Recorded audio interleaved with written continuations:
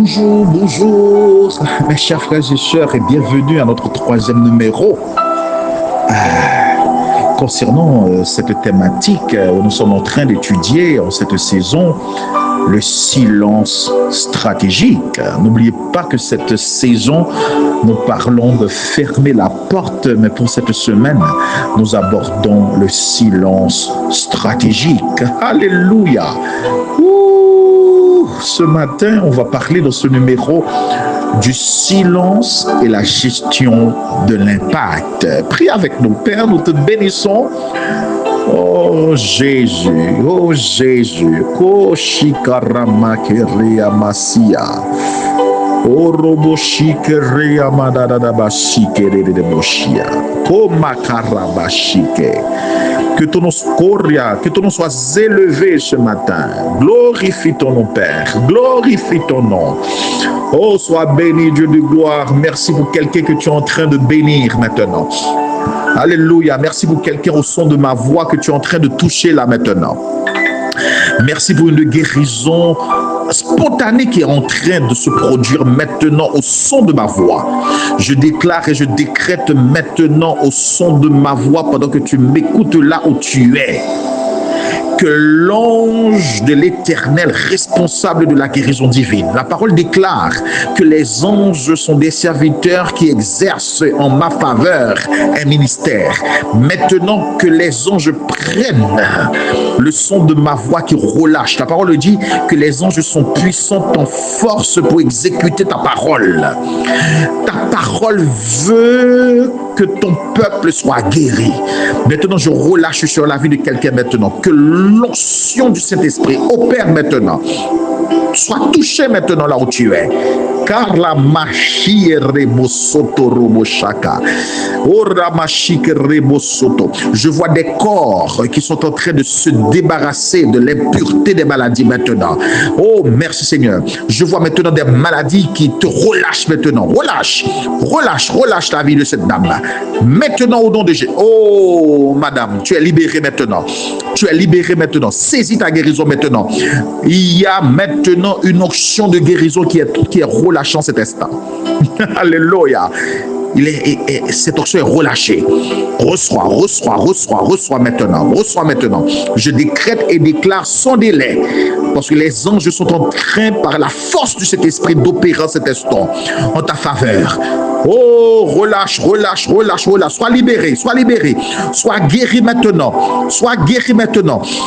Alléluia. Quelqu'un est en train de vomir maintenant. Oh, que cela sorte de ta bouche. Oh, que ça sorte de ta bouche maintenant. Il y a quelqu'un qui est en train de saliver beaucoup. Au nom de Jésus, sois libéré de cet ulcère.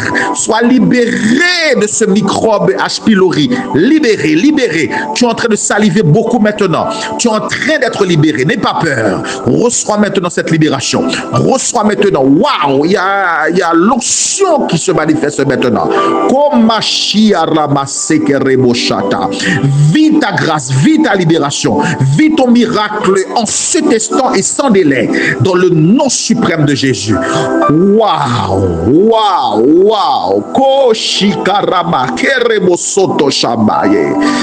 Jésus. Il y a des corps qui se libèrent maintenant. Il y a des corps qui sont en train d'être libérés maintenant. Laisse ces corps au nom de Jésus. Je te commande maintenant, maladie quitte dans le nom suprême de Jésus. Relâche le corps de cette dame. Relâche le corps de cette demoiselle. Relâche le corps de ce jeune. Maintenant, à l'instant même, au nom suprême de Jésus, je vis un homme maintenant qui est en train de m'écouter là maintenant, qui se libère. Il est malade dans son anus. Comment on appelle ça encore? Je me rappelle plus. Il se libère maintenant. Ça prend forme maintenant. Ça, oh, sois libéré. Oh, tu souffrais, mais je vois maintenant, tu es libéré. Commence à glorifier Dieu. Toi qui m'écoutes et qui avais ce problème au niveau de ton anus. Oh, les chirurgiens angéliques sont en train d'opérer. Oh, au nom de Jésus, ils sont en train d'opérer en ta faveur maintenant. Reçois puissamment dans le nom de Jésus. Maintenant, au nom de Jésus, sois libéré, sois libéré, sois libéré. Oh, merci Seigneur. Merci Seigneur pour cette onction qui est en train d'être relâchée maintenant et qui libère ton peuple dans le nom suprême de Jésus. Je déclare maintenant, quel que soit quiconque m'écoute maintenant, soit libéré et qui était entravé dans son corps par une maladie quelconque. Au son de ma voix maintenant, je décrète la libération totale, la guérison s'installe dans ton corps maintenant, dans le nom suprême de Jésus. Alléluia. Saint-Esprit, oh Saint-Esprit, Yaramashika Rabasheke Rebosata, Makarata Shike Rebosoto. Maintenant, je vois une dame qui a une maladie de la peau. Bena Mashika Rabashia. Oh, merci Seigneur, merci Seigneur. Touche, sois touché maintenant, sois libéré de cette maladie maintenant, au nom de Jésus. Je vois des démangeaisons au niveau de ton cou. C'est au niveau de ton cou, surtout, tu as des démangeaisons. Tu grattes tout le temps. Oh, toutes les crèmes que tu passes, tous les produits dermatologiques que tu passes. Oh, tu es encore sous l'emprise de cette démangeaison. Maintenant que ta peau soit assainie maintenant, dans le nom, soit libérée complètement maintenant, dans le nom de Jésus. Que ta peau redevienne comme celle d'un bébé, comme a été le cas de Naaman. Maintenant, dans le nom de Jésus. Alléluia. Waouh. Merci Saint-Esprit. Au nom de Jésus, bénis ta parole ce matin, dans le nom suprême de Jésus. Alléluia. Mon frère, dans ce troisième numéro, nous sommes en train de parler du silence et la gestion de l'impact. Si quelqu'un est en train d'être libéré maintenant, tu as été libéré. Écris dans le commentaire que tu as été guéri, que tu as reçu. Parle de ton miracle que tu as reçu ce matin dans le commentaire.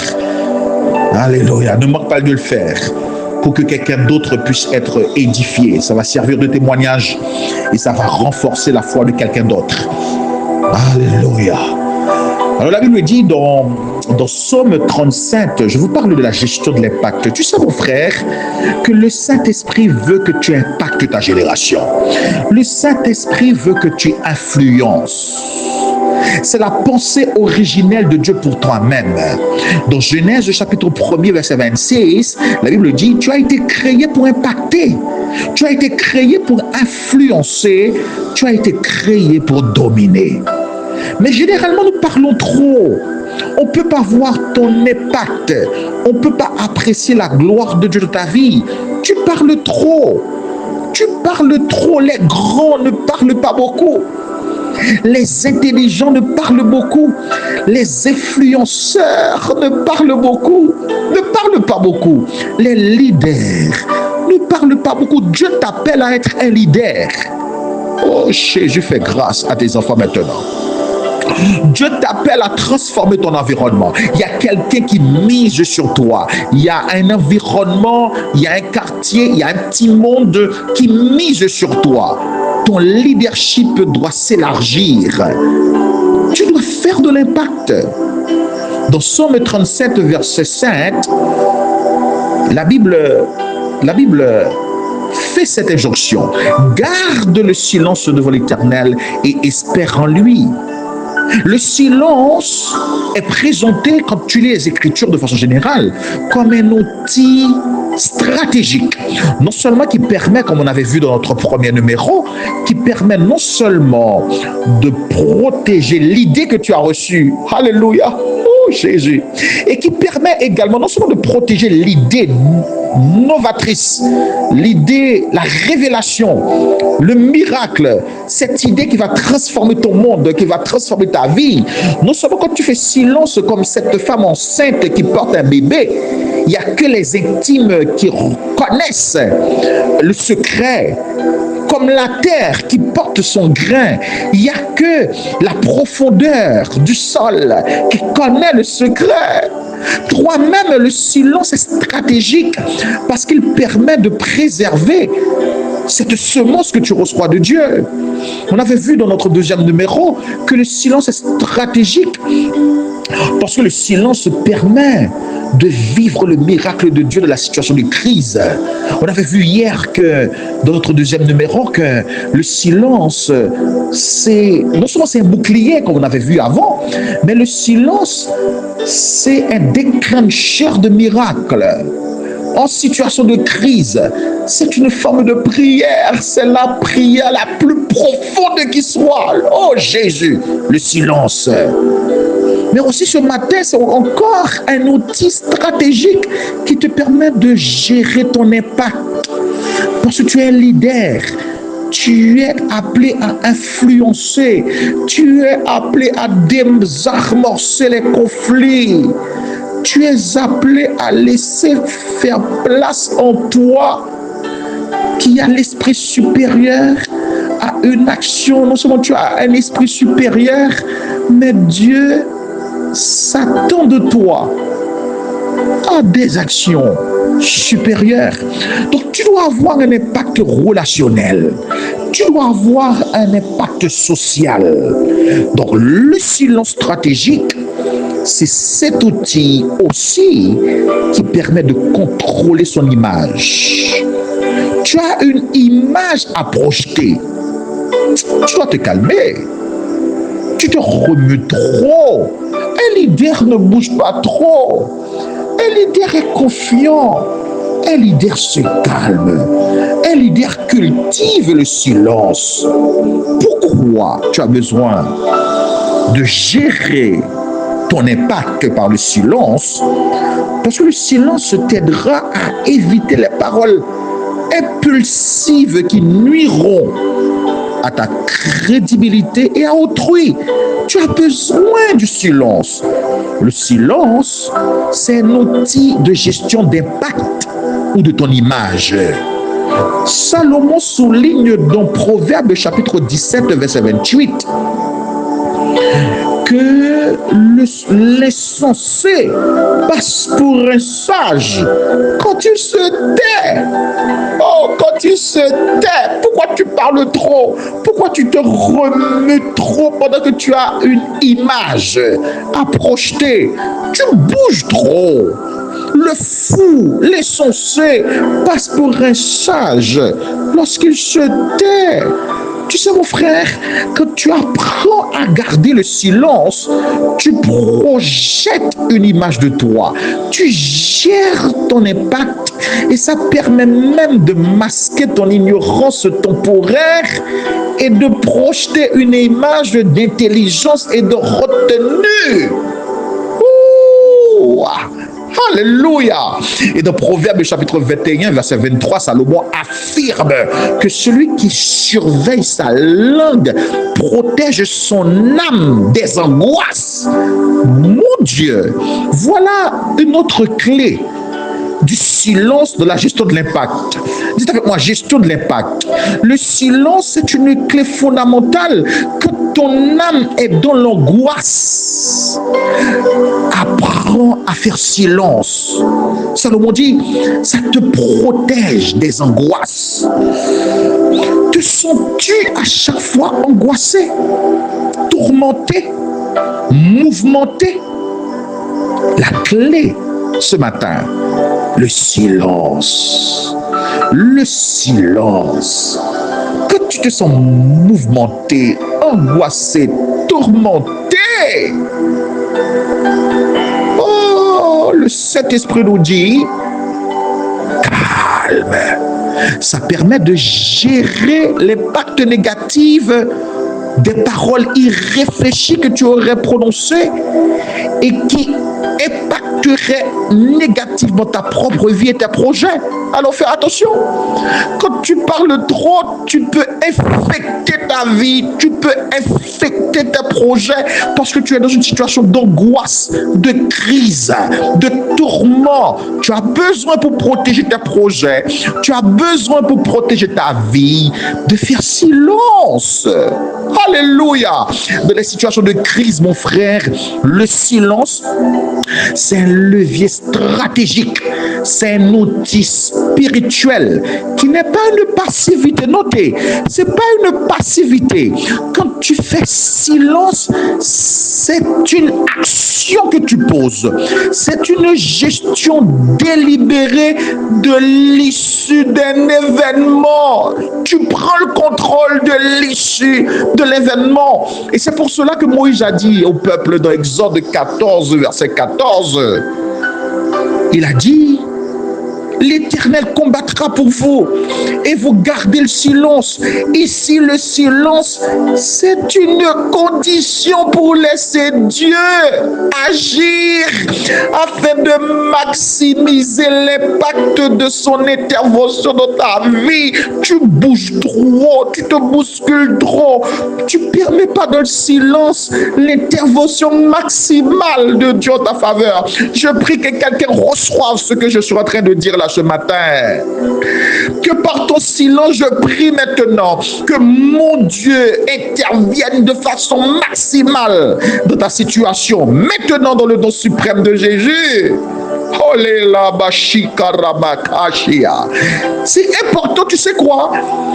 Je suis en train de parler à quelqu'un. Que mon Père intervienne pour toi, qu'il délègue des anges, parce que tu apprends à faire silence, à te calmer dans cette situation d'hostilité. Que son intervention se maximalise dans ta vie maintenant. Alléluia. Alléluia. Oh, merci Seigneur.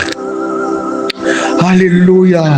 Regardez ce que dit le prophète Amos dans Amos chapitre 5, verset 13. Il précise que dans les temps de crise, le sage se tait. Amen. Oh mon Dieu. Le sage se tait dans les temps mauvais. Tu sais mon frère, le silence permet de gérer ton impact. Le silence sert à limiter l'exposition du flot aux risques inutiles.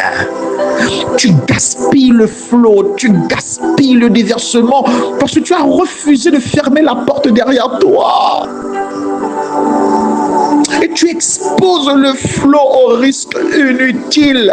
Et comme Amos a dit, il faut gérer l'impact. Il dit, dans des temps difficiles comme ceux-ci, le sage se tait, car ces temps sont mauvais. Identifie les temps mauvais et apprends à te taire. Le silence agit comme une fortification pour gérer l'impact dans les pressions extérieures. Maintenant, mon frère, je te pose cette question. En quoi penses-tu qu'un silence maîtrisé, délibéré, est préférable à des déclarations impulsives? Note avec moi cette décision que tu dois prendre désormais. De passer plus de temps de silence dans la présence de Dieu. Dites avec moi, je me promets par la grâce de Dieu de passer plus de temps de silence dans la présence de Dieu. Encore, lève la main et déclare avec moi. Mon silence est une invitation à la parole et à l'action souveraine de mon Dieu. Prie avec moi et déclare, Père, fais régner en moi le silence. Toi qui fais taire la tempête, ramène le calme en moi. Je me confie en ta miséricorde. Je me repose en toi, car je sais que tu agis dans le silence. Au nom de Jésus-Christ, je te prie. Dites avec moi, Amen. Alléluia. Sois béni en ce matin, que mon Seigneur soit avec toi, dans le nom suprême de Jésus. Amen.